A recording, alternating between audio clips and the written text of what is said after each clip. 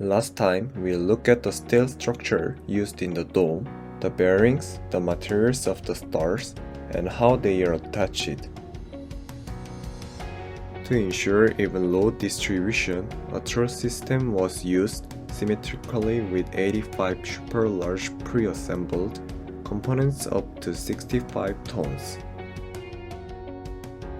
Each steel element with a hollow cross-section is joined primarily as a bolt connection, and most nodes in the special frame structure have double cover splice connections.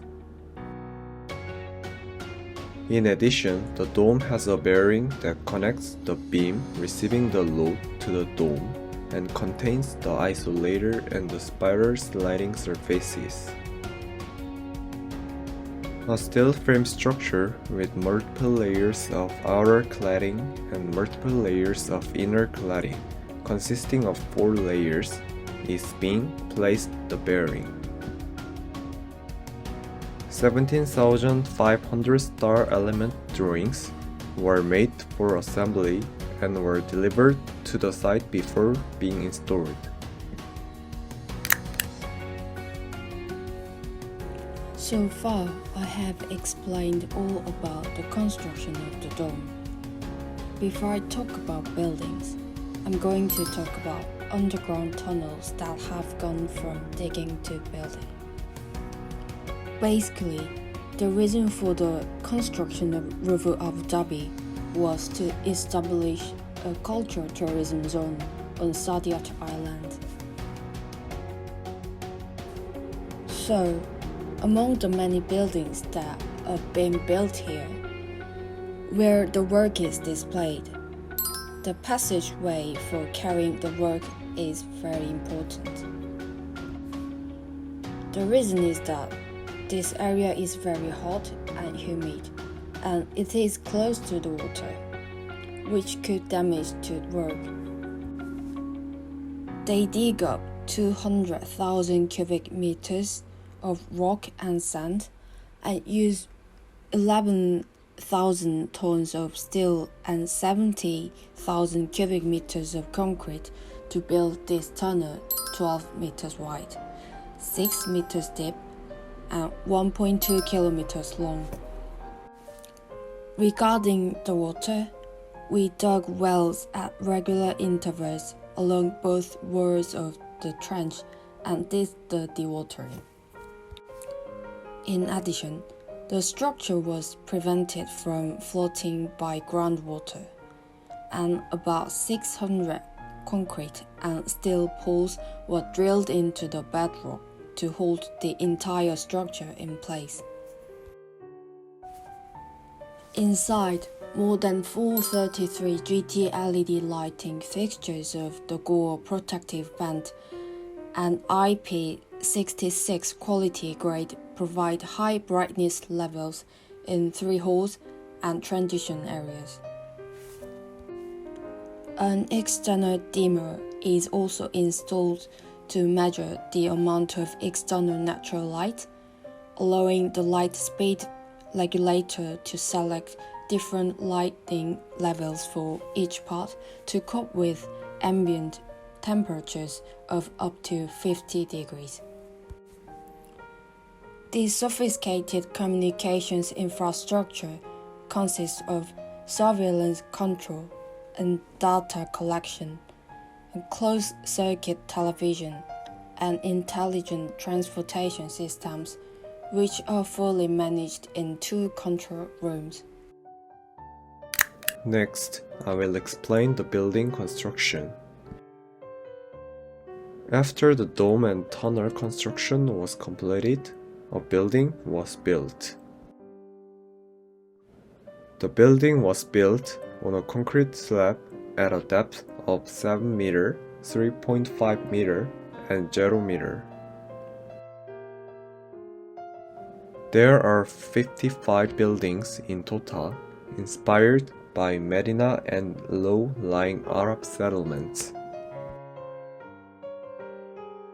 145 cubic meters of concrete, over 7,000 tons of steel, and 5,000 tons of cladding were used to build the building. Also, this museum is located on water. To the museum, water is much worse than fire. Some of the exterior walls of the museum were permanently submerged in seawater, so the material had to be extremely strong and porous. Therefore, waterproof materials had to be used to build buildings.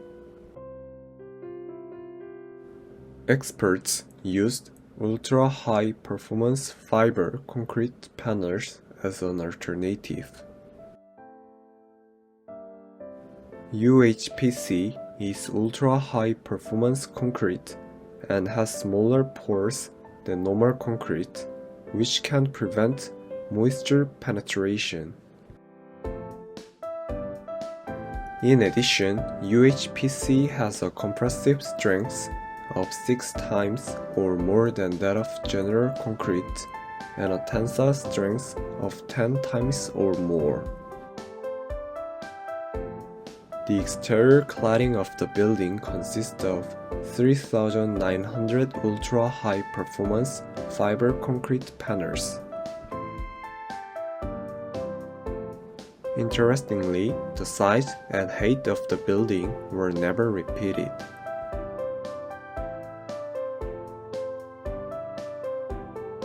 All panels have different shapes because the positions and ratios of doors and openings are always slightly different. Therefore, each panel has its own location. Panel 1 could not be connected to Panel 5, and all outer walls had order to be perfectly joined. In addition, ultra-high performance fiber concrete panels are simple to maintain and can ensure surface finish. The ability to ensure consistent surface finish, that all panels always remain the same color. These concrete panels could be used to concrete artistic buildings, which is strong from the water.